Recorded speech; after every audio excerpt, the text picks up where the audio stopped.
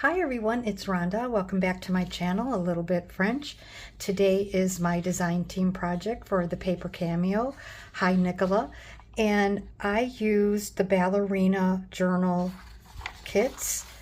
They're in her Etsy shop. I'll link them below. They're just stunning. I can't get over how gorgeous they are. And here's the first one, and here is the second kit. Lots of fun to be had.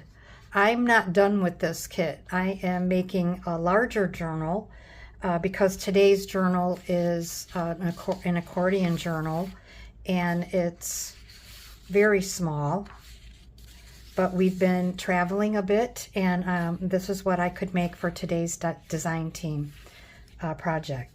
I also used, in order to make the base of the journal, accordion journal, this thick ledger paper that I've had, and it was just the perfect size. I think I used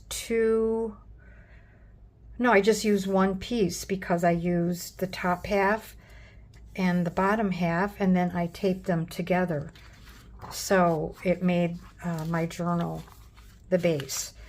And then I used various papers, scrap papers,